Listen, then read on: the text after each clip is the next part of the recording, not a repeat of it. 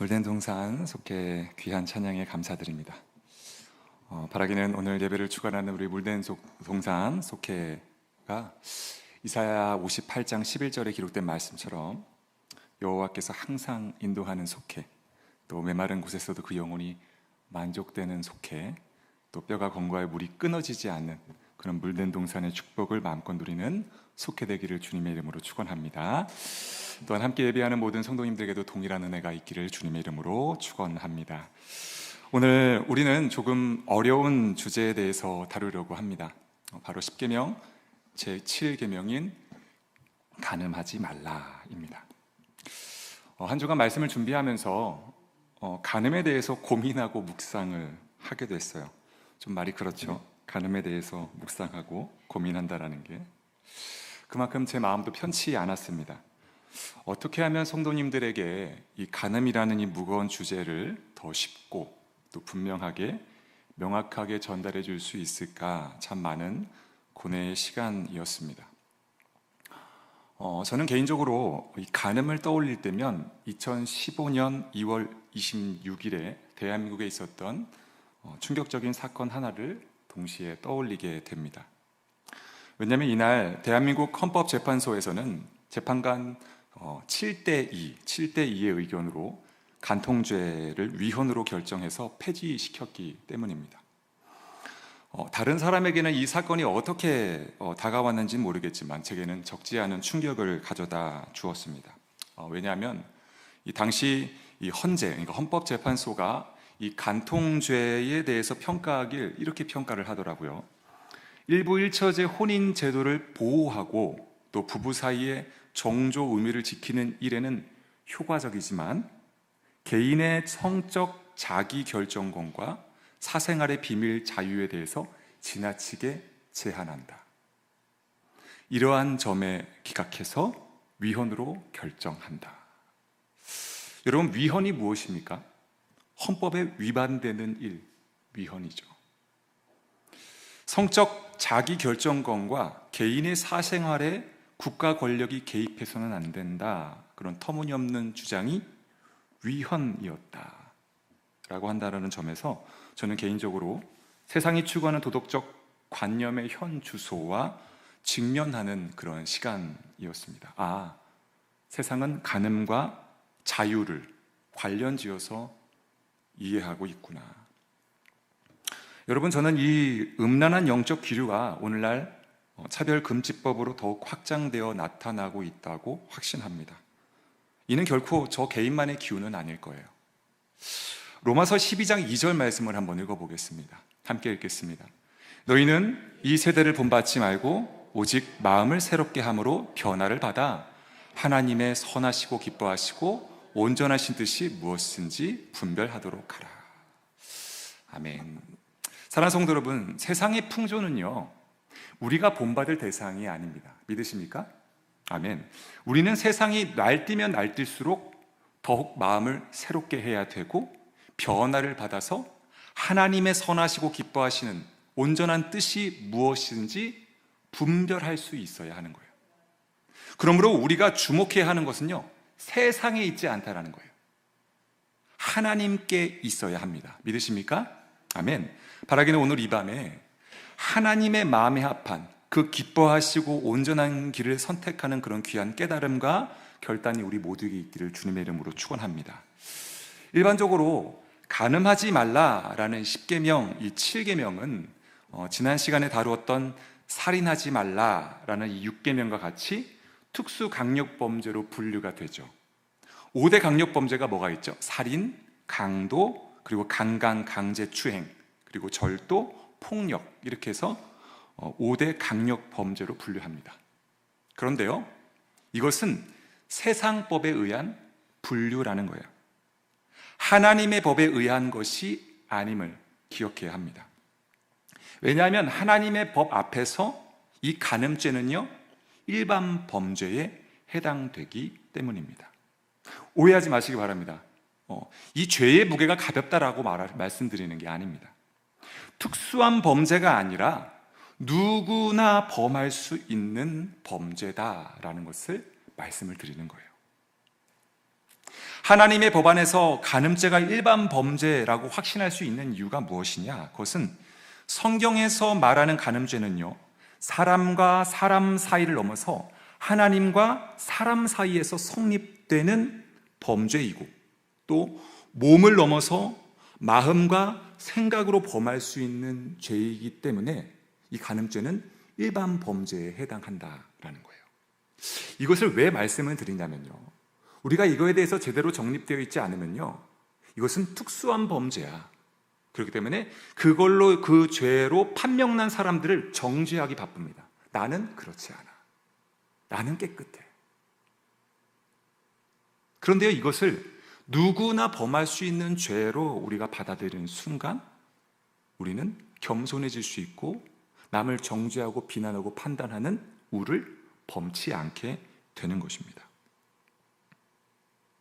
그리고 여기서 우리가 반드시 하나 짚고 넘어가야 하는 것이 있는데, 이 간음이 도대체 무엇을 의미하고 있는가?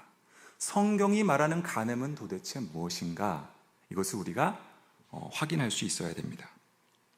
우리는 보편적으로 간음하면은 아까 제가 떠올렸던 것처럼 간통과 연결을 합니다. 간음하면 저절로 간통이 생각이 나요. 그러나 문자적으로 이 간음과 간통은요, 다릅니다. 간음은 비혼 관계에 있는 남녀가 성관계를 맺는 행위, 그런 넓은 의미를 가지고 있다면, 간통은요, 배우자가 있는 사람이 배우자 이외의 사람과 간음하는 행위가 바로 이 간통입니다. 좀 좁은 의미에서 가지고 있죠. 엄연한 차이를 가지고 있다는 거예요. 그러면 성경에서 말하는 간음은 어디에 더 가까울까요? 간음일까요? 간통일까요? 간통입니다. 간통에 더 가깝다라는 거예요. 이 원어의 본래적 의미에 있어서도 간음보다는 간통에 더 가깝습니다.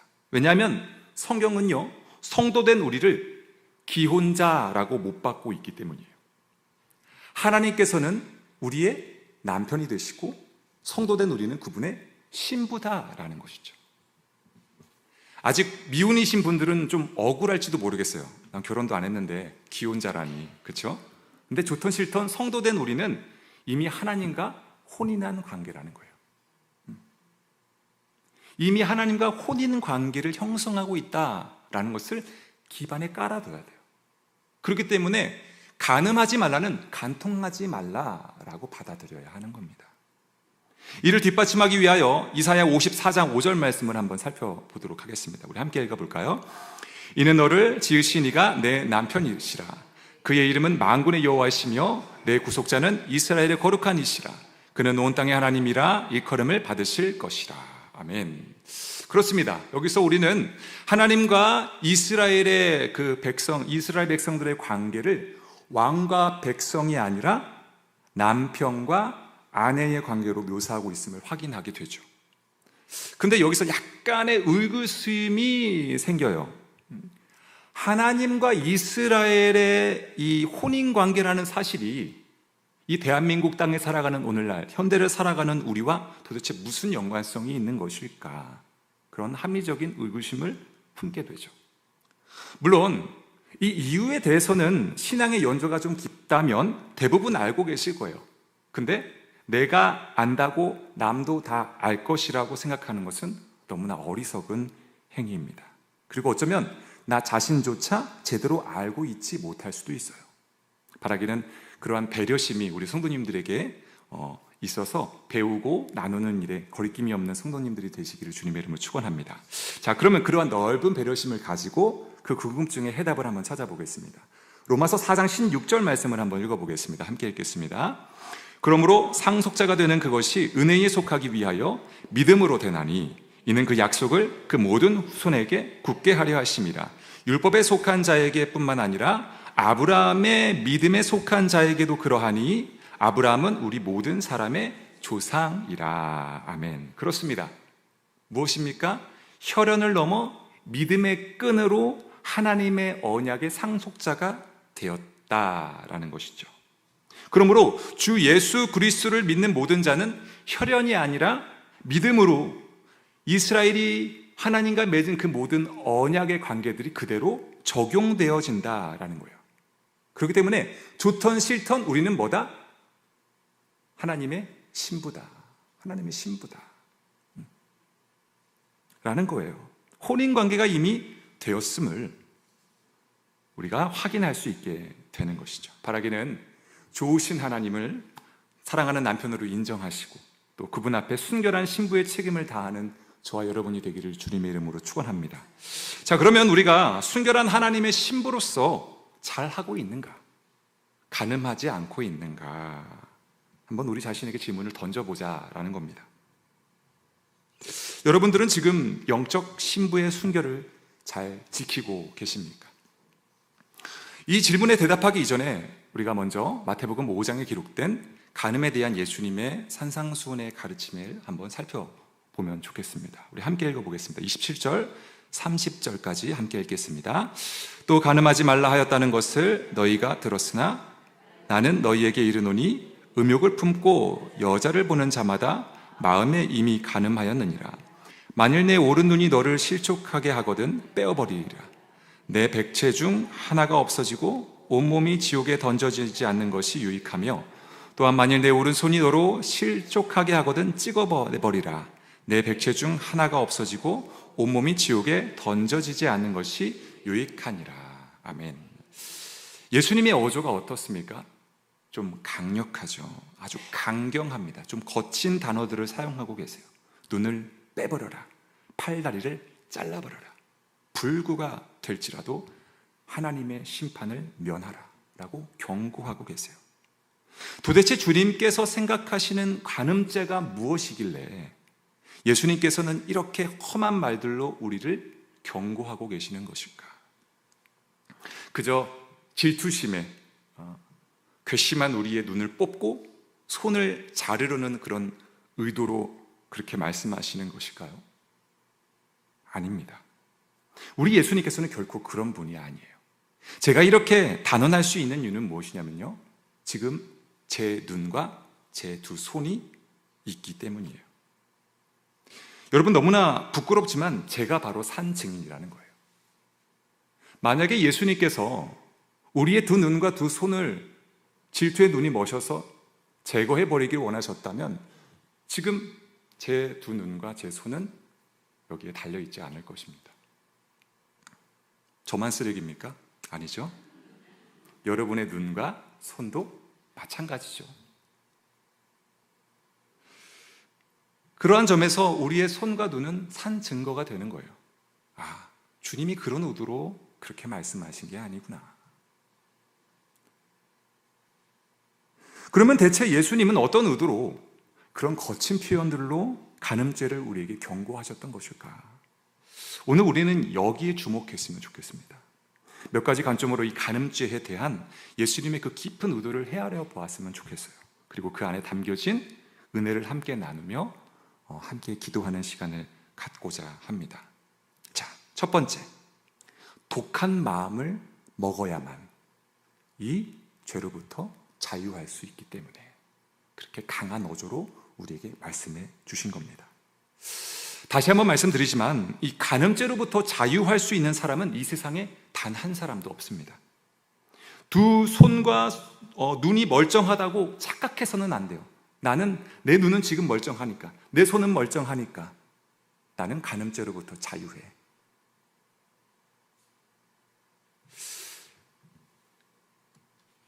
성경은 사람의 마음에 악독이 가득하다라고 정의하고 있습니다. 로마서 1장 29절로 31절까지의 말씀을 보면은 사람의 마음 안에 있는 21가지 악독한 죄의 목록들이 나열되고 있음을 확인할 수 있어요. 우리 같이 한번 읽어보도록 하겠습니다.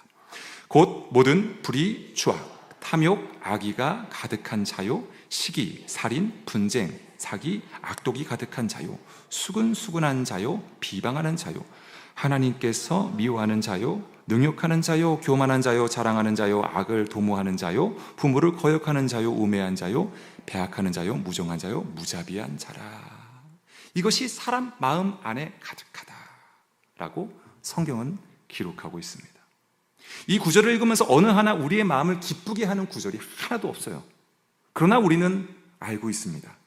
우리의 삶 속에 이 21가지의 죄의 목록들의 열매들이 가득하다라는 것을 말이죠. 그러므로 우리는 늘 기억해야 합니다. 나 자신은 생각보다 더 믿을 만한 존재가 되지 못한다. 사랑하는 성도 여러분, 하나님의 마음에 합한 다윗이 밧세바를 간음할 때 당시 다윗에게는 딱히 그럴 만한 이유를 찾아볼 수가 없었습니다. 당시 다윗이 어떠한 존재였습니까? 부와 명예와 권세를 모두 가진 통일왕국의 왕이었습니다. 남부러울 것이 하나도 없는 차고 넘치는 상황이었다라는 거예요. 그런데 그 다윗이 이 제7계명 간음죄를 범했다라는 거예요. 세상의 결핍은 찾아볼래야 찾을 수 없는 완벽한 상황 속에 있는 다윗이 그러한 죄를 범했다. 간음죄로부터 자유할 수 없었다. 그렇다면 우리는 어떻겠습니까? 더하면 더하지 덜하지는 않는다라는 거예요.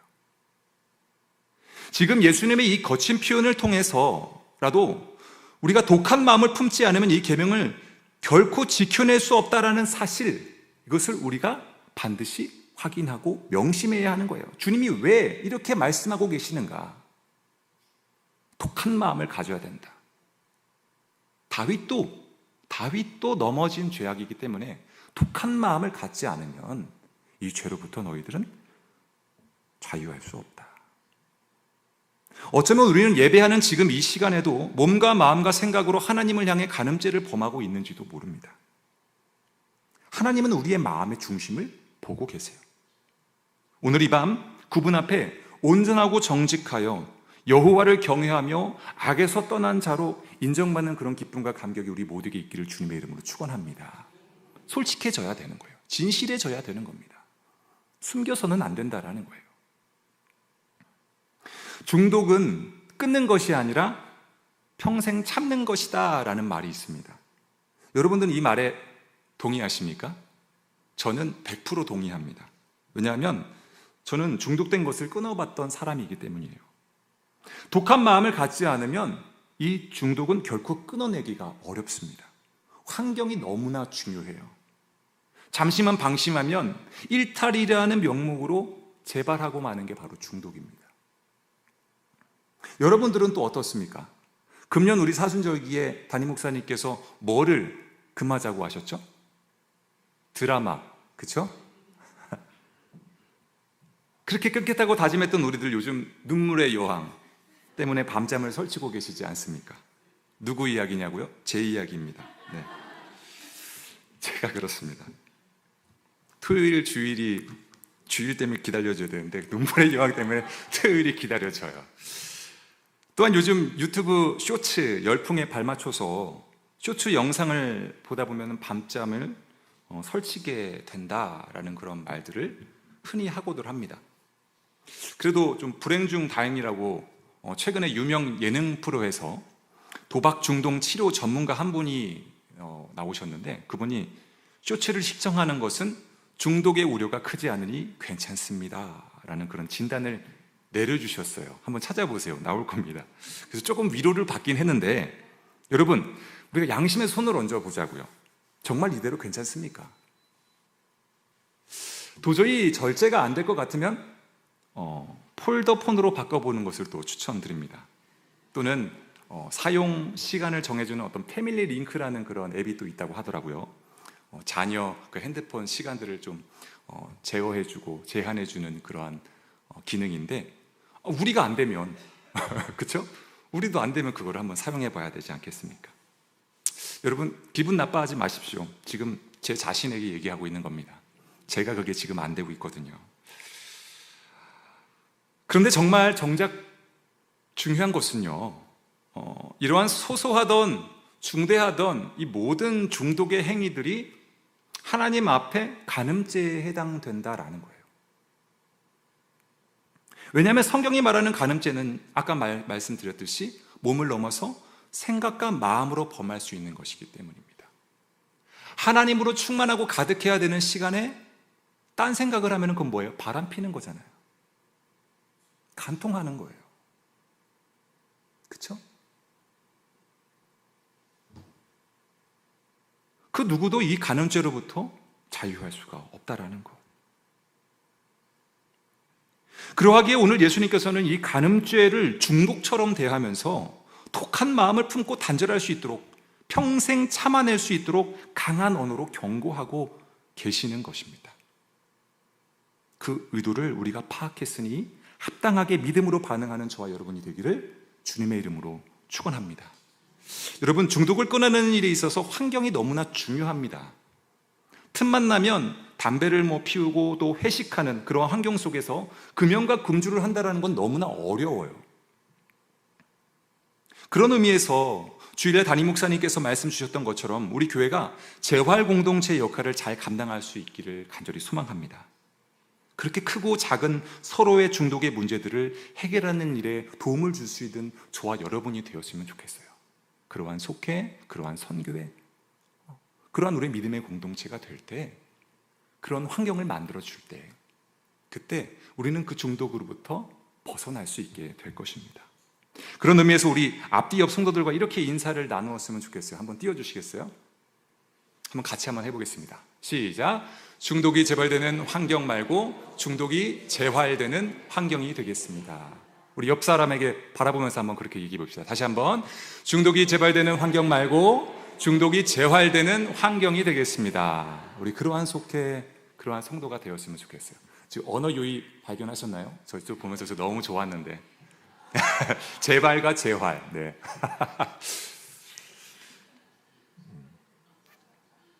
좀 어거진가요? 아니죠? 생각보다 탁 머리 꽂히지 않나요?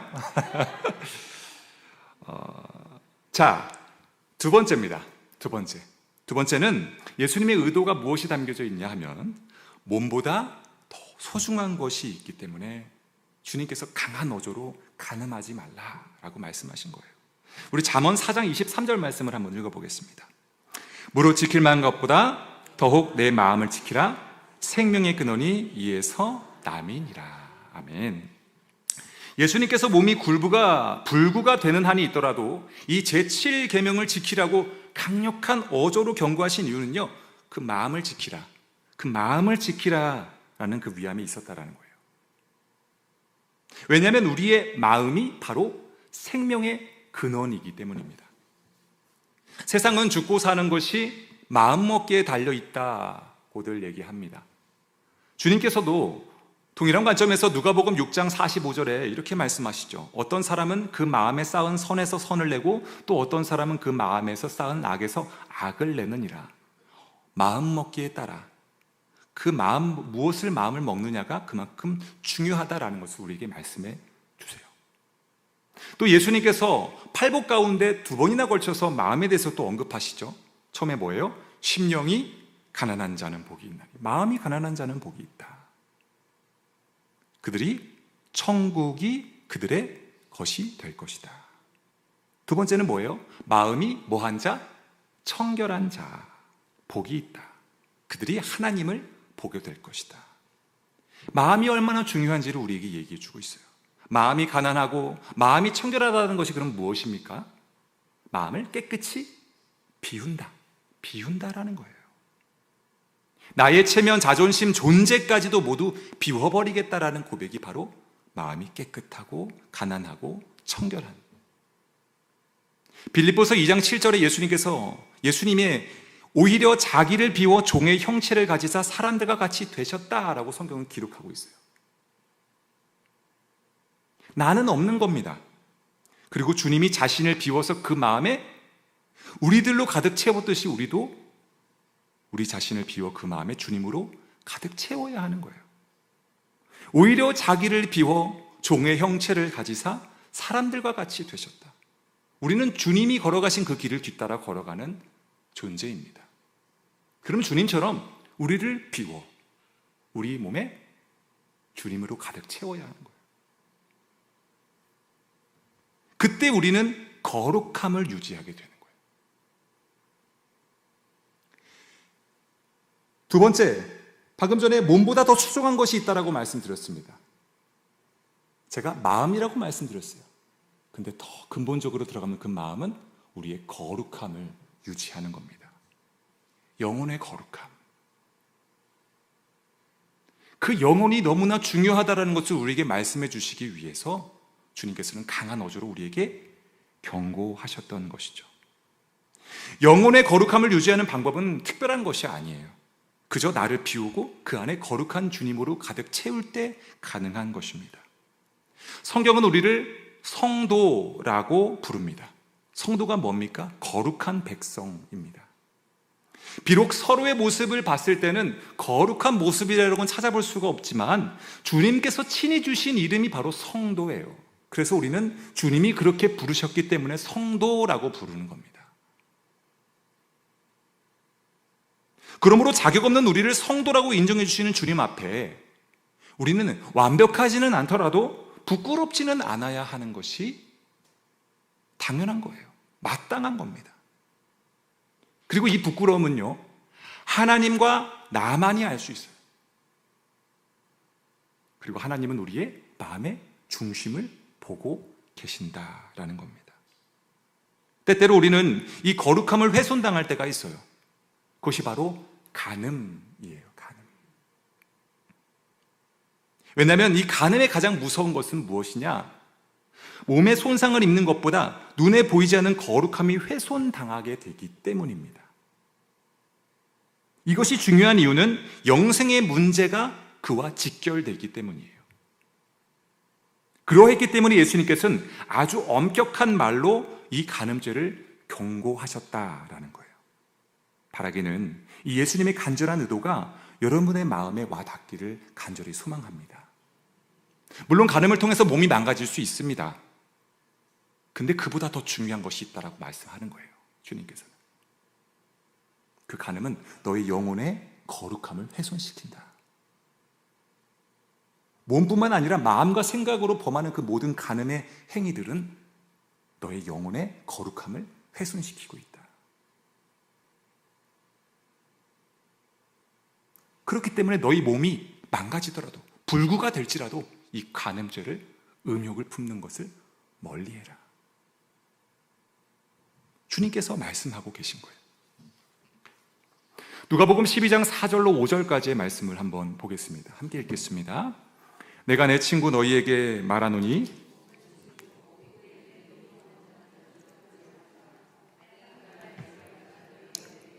곧 죽인 후에 또한 지옥에 던져 넣는 권세 있는 그를 두려워하라. 내가 참으로 너에게 이르노니 그를 두려워하라. 아멘. 몸의 건강도 중요하지만 마음과 영혼의 건강은 영생과 직결되기 때문에 중요하다라는 거예요. 몸을 죽이는 사람도 두려운데 영혼을 소멸할 수 있는 하나님을 두려워하지 않는다는 건 어불성설인 거예요. 무릇 지킬 만한 것 중에 마음을 거룩하게 지켜서 그리스도의 순결한 신부로 주님 앞에 당당히 서는 저와 여러분이 되기를 주님의 이름으로 축원합니다. 영혼이 잠들 때 뭐가 돼요? 범사가 잘 되고 강건한 축복을 얻게 되는 거예요. 이 순서를 결코 헷갈리지 않는 저와 여러분이 되기를 주님의 이름으로 축원합니다. 오늘 말씀을 맺겠습니다. 혹시 현재 간음죄로 인하여 그런 간음의 마음과 또 생각과 몸으로 지은 죄들이 있다면 그걸로 인해서 내가 더러워졌다라고 느껴지는 분들이 혹시 계시다면 주저함 없이 회복을 선포하시기를 주님의 이름으로 축원합니다. 세상은 이렇게 말합니다. 엎질러진 물은 주워 담을 수 없어. 그렇게 단언해요. 그러나 그것은요, 세상의 판단 기준일 뿐입니다. 우리는 세상을 따라가는 존재들이 아니에요. 하나님의 기준에 따라 판단하고 따라가는 존재입니다.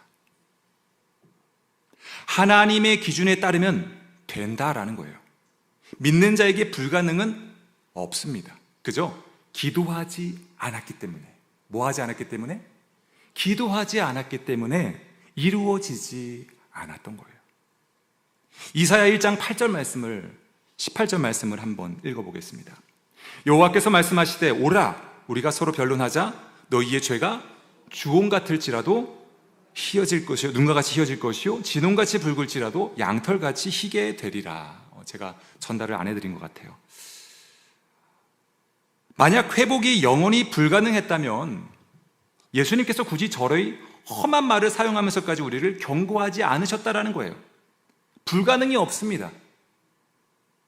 주홍 같을지라도 눈과 같이 희어지는 거예요. 주님 앞에 불가능은 없다라는 거예요. 주님은 회복을 분명히 이루실 수 있기 때문에, 회복시키실 수 있기 때문에 우리에게 강경하게 말씀하시는 겁니다. 간혹 나는 이미 더러워졌기 때문에 가망이 없어. 먼저 가. 이번 생은 틀렸어. 다음 생이 있으면 내가 한번 해볼게. 이런 말을 하는 사람들을 만날 때가 있습니다. 그러나 그 말은요, 겸손이 아니에요. 겸손을 빙자한 교만입니다. 하나님의 권위에 정면으로 대적하는 행위예요. 하나님은 하실 수 있다고 하는데 나는 못합니다 라고 하는 게, 그건 겸손이라고 말할 수가 없다라는 거예요. 그러므로 상처 입었다고 포기할 수 없는 겁니다. 치유하고 회복시켜야 하는 거예요. 신랑 되신 주님께서 포기하지 않으시고 회복을 기대하고 계신데, 오히려 잘못을 범한 신부가 포기하겠다고 말하는 것 자체가 너무나 모순적이다라는 거예요.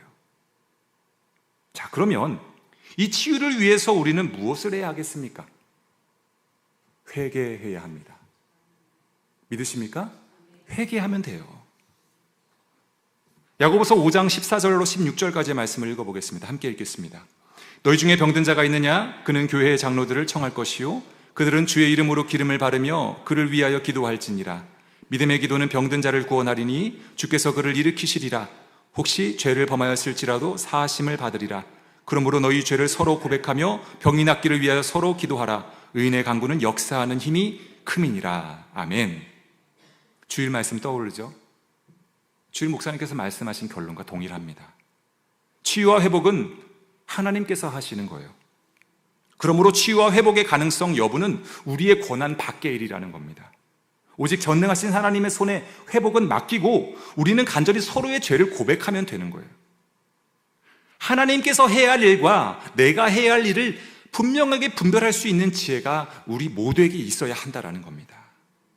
그렇게 우리가 해야 할 일, 이 간절히 회개하는 일에 우리가 힘쓸 때 이 간음죄로 인한 우리의 상처와 아픔들은 주님의 손 안에서, 주님의 그 은혜 안에서 눈 녹듯이 상처가 싸매어지고 눈 녹듯이 소멸되는 일들을 경험하게 될 것입니다. 좀 전에 읽은 마태복음 5장 27절로 28절까지의 말씀을 유진 피터슨 메시지 성경 버전으로 한번 읽어봤으면 좋겠는데요. 우리 한번 읽어볼까요? 자, 함께 읽겠습니다. 너희는 남의 배우자와 동침하지 말라는 계명도 아주 잘 알고 있다. 그러나 단순히 동침하지 않는다고 해서 너희의 덕을 지켰다고 생각하지 마라. 너희 마음은 너희 몸보다 훨씬 빨리 정욕으로 더럽혀질 수 있다. 아무도 모를 것 같은 곁눈질도 너희를 더럽힌다. 사람의 마음은 몸보다 먼저 유혹에 넘어가게 되어 있습니다. 그래서 성경은 우리가 지킬 수 있는 모든 것 중에 마음부터 지켜야 한다고 거듭 강조하는 거예요. 그리고 그 마음을 지키시는 이는 누구다? 하나님이시다 라고 말씀하시는 겁니다. 사랑하는 성도 여러분, 간음하지 말라는 계명은요 결코 우리의 힘으로 지킬 수 없다라는 거예요. 그러나 그럼에도 반드시 우리가 지켜야 하는 계명 또한 이 간음하지 말라라는 계명입니다. 왜냐하면 예수님께서는 우리를 향해 완곡하고 아주 거친 단어를 사용하면서까지 경고하고 계세요. 그만큼 우리가 독한 마음을 갖지 않으면 감당할 수 없는 죄악, 그 유혹, 나아가 우리의 영혼을 지키는 것이 얼마나 중요한지를 깨닫게 하기 위해서 강한 어조로 우리에게 경고하고 계신 겁니다. 그 예수님의 의도에 우리가 믿음으로 반응할 수 있어야 돼요. 아, 간음하지 말라. 어려워, 무거워, 별로 다루고 싶지 않아, 알고 싶지 않아. 그런 것이 아니라 이걸 통해서 주님께서 우리에게 무엇을 기대하고 있는지를 우리가 바로 알아서 믿음으로 반응할 때 우리 안에 하나님이 기대하시는 일들이 이루어지고 회복되게 될 줄로 믿습니다. 사랑하는 성도 여러분, 신랑 되신 주님은 아직 포기하지 않으셨어요. 포기하지 않으셨어요. 회복은 주님의 손에 맡기고 우리는 회개하면 됩니다. 우리가 해야 할 일에 최선을 다하는 거예요. 그러면 주님이 그 얽히고 섞인 도저히 풀 수 없는 그러한 상황들을, 그런 문제들을 해결해 주실 거예요. 회복시켜 주실 겁니다. 회개에 집중합시다. 회복은 주님의 손에 맡기고 회개에 집중합시다. 온전한 회복을 위해 절절한 깨달음과 가슴 치는 회개로 주님 앞에 나아가는 저와 여러분이 되기를 간절히 소망합니다. 여러분, 때로는 회개보다 덮는 것을 강요받을 때가 있을 거예요. 그런데 그게 정말 살리는 길일까요? 아니에요. 바세바를 가늠한 다윗에게 찾아간 나단 선지자는 다윗의 잘못을 덮으려 하지 않았어요. 오히려 다윗의 그 모든 잘못들을 만천하에 공개했습니다. 그로 인해 다윗은 가슴을 치며 눈물로 침상을 띄우며 회개했어요. 나단 선지자는 다윗을 죽이려는 의도가 하나도 없었어요. 오히려 살리기 위해서 다윗을 찾아갔던 것입니다. 가늠보다 더 패망의 길에 추락하지 않도록 다윗을 살리기 위해 찾아갔던 거예요. 그렇게 다윗은 회개했고 사망의 구렁텅이에서 빠져나올 수 있었습니다. 영혼을 살리는 방법은요, 은폐가 아닙니다. 덮는 것이 아니에요. 덮는다고 다 능사가 아니에요. 그 안에 곰고 썩어버려서 나중에는 손을 댈 수 없는 그러한 곤란한 상황에 놓여지게 될 뿐입니다. 지금도 어쩌면 그런 상황에 놓여 계실 수도 있어요. 덮어놔서. 그런데 그것은 뭐예요? 세상의 기준일 뿐이에요. 세상은 불가능하다 하더라는 것, 주님 안에서는 모든 것이 가능합니다. 회복은요, 하나님이 하실 일이에요. 우리는 회개하면 됩니다. 나의 잘못, 나의 상처, 나의 아픔 다 주님 앞에 토해내는 거예요.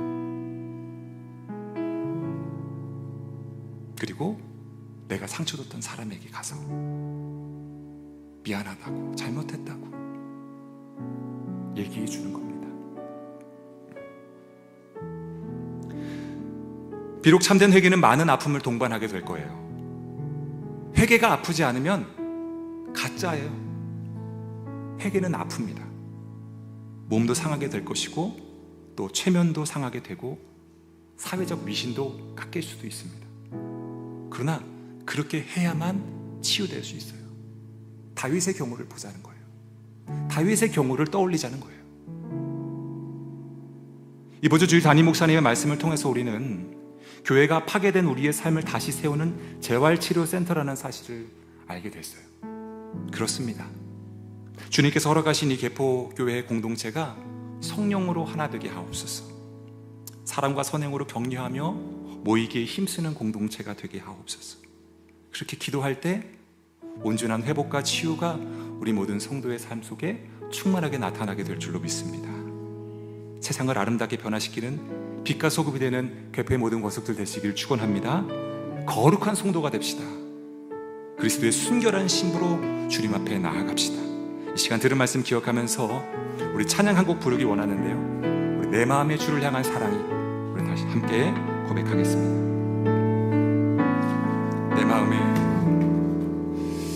내 마음의 주를 향한 사랑이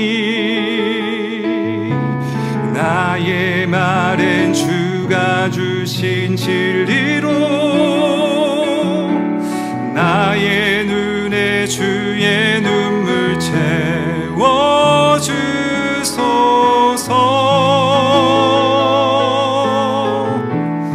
내 입술에 찬양의 향기가, 내 입술에 찬양의 향기가,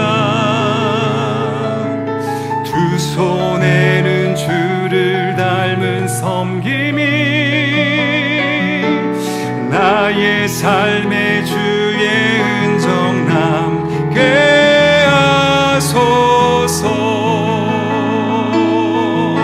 아멘. 하나님의 사랑이 영원히 함께하리. 십자가의 길을 걷는 자에게, 순교자의 삶을 사는 이에게,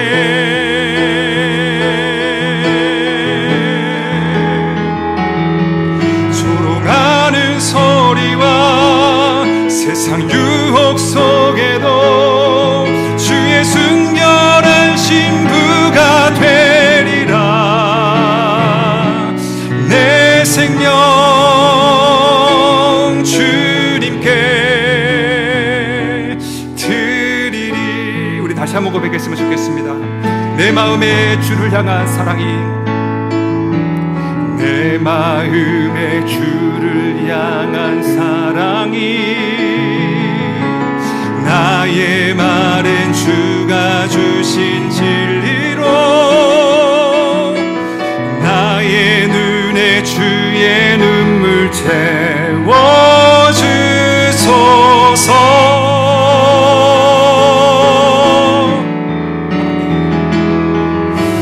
내 입술에 찬양의 향기가,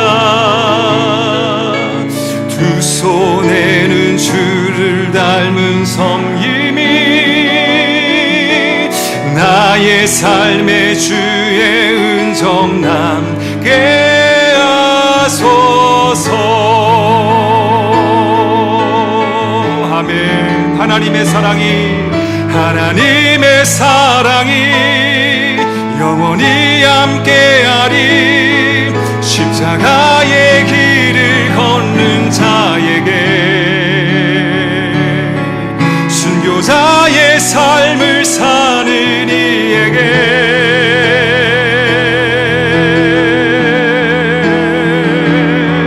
조롱하는 소리와 세상 유혹 속에도 주의 순결한 신부가 되리라.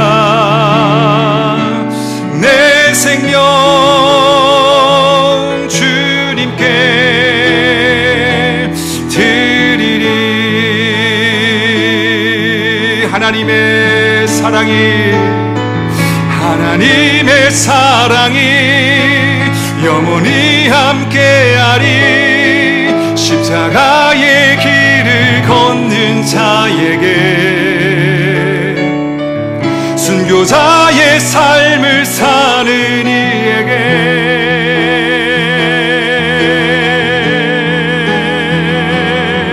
조롱하는 소리와 세상 유혹 속에도 주의 순결한 신부가 되리라. 내 생명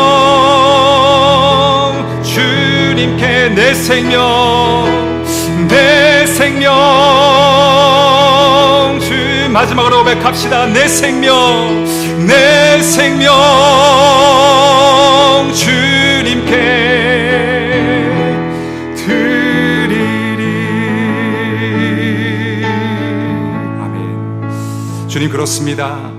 주님은 나의 신랑, 나는 주님의 신부입니다. 나의 마음에, 나의 말에, 나의 눈에, 나의 입술에, 나의 두 손에, 나의 삶의 주의 사랑과 진리와 눈물과 찬양과 섬김에 그런 주의 흔적들이 충만하게 하옵소서. 그렇게 주의 순결한 신부 되어 주님이 오셨을 때 기쁨으로 주님을 맞이할 수 있기를 소망합니다.